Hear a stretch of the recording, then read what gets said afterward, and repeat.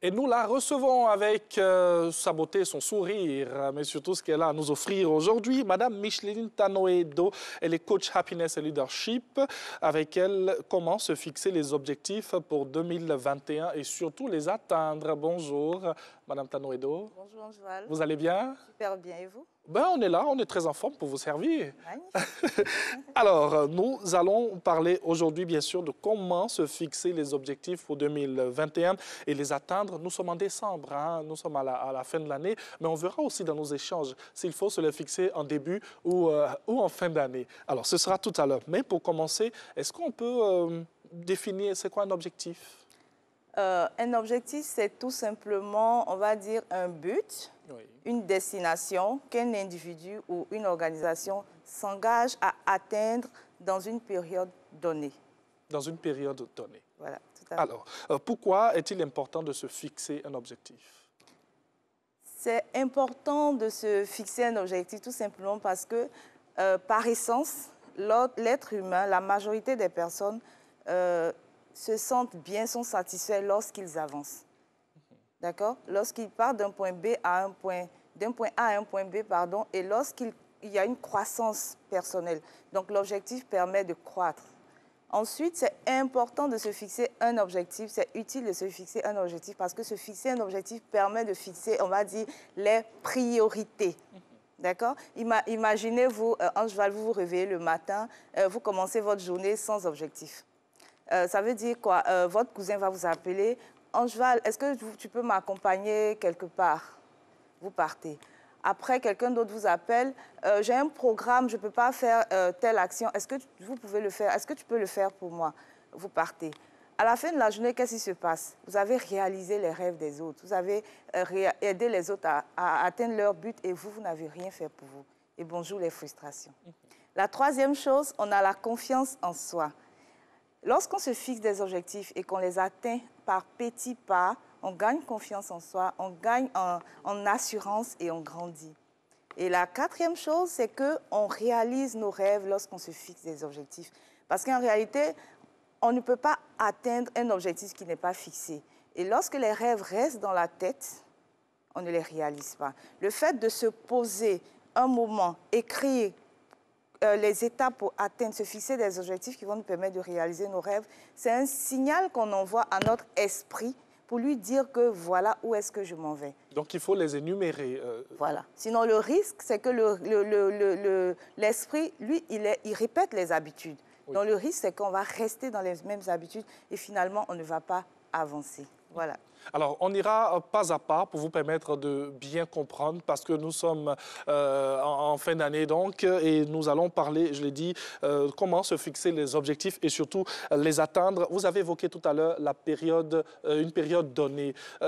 C'est nécessaire de forcément rester dans une période, on ne peut pas aller au-delà si on sent qu'on n'a pas peut-être atteint ce qu'on veut. En réalité, l'objectif se détermine, on est d'accord, pour un temps donné. D'accord? Maintenant, on a l'habitude de le fixer en début d'année ou en fin d'année parce que la plupart des personnes prennent l'année comme unité de temps. Oui. D'accord? Maintenant, c'est au choix.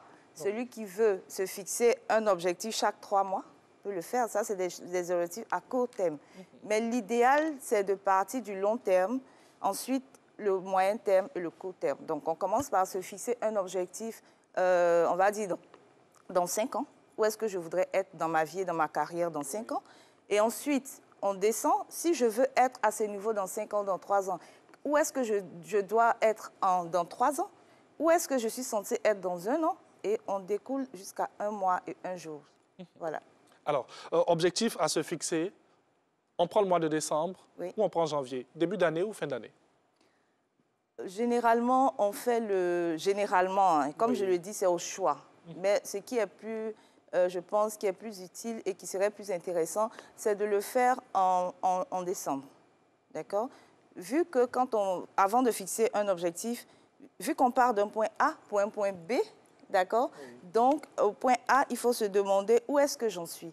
Donc, où est-ce que j'en suis durant toute cette année qui s'est écoulée? C'est pourquoi, généralement, on le fait en fin d'année. Maintenant, où est-ce que je veux aller l'année prochaine? Voilà.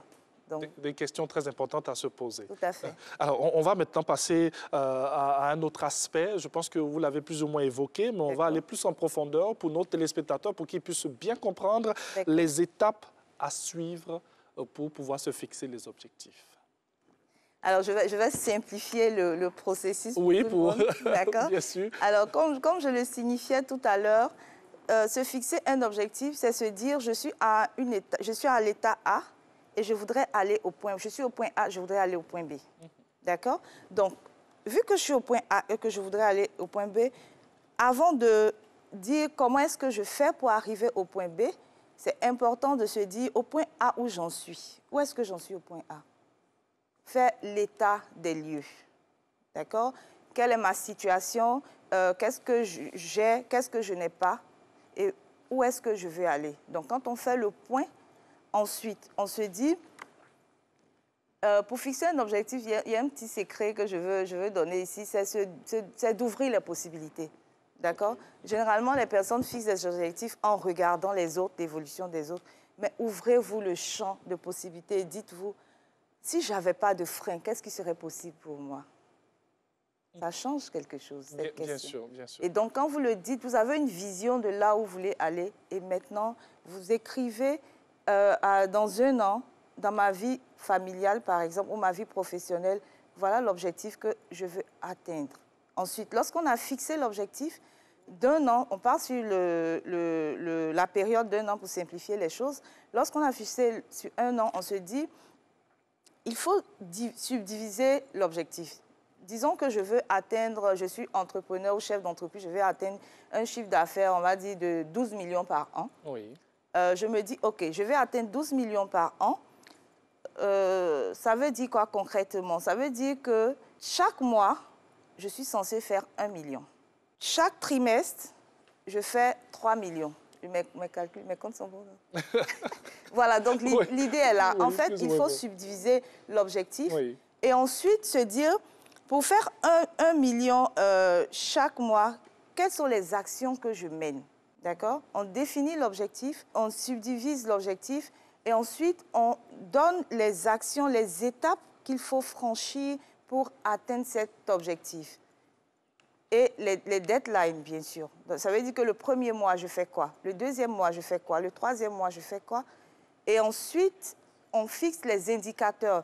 Les indicateurs, c'est des éléments qui vont me permettre de savoir à mi-chemin si je suis sur la bonne voie. Oui. D'accord? Donc, dans ce cas de figure, l'indicateur peut être le chiffre d'affaires simplement d'un mois ou bien le nombre de clients qui correspond au chiffre d'affaires du mois. Oui. D'accord? Donc, même au chiffre d'affaires de chaque 3 mois. Tout à fait, tout à fait.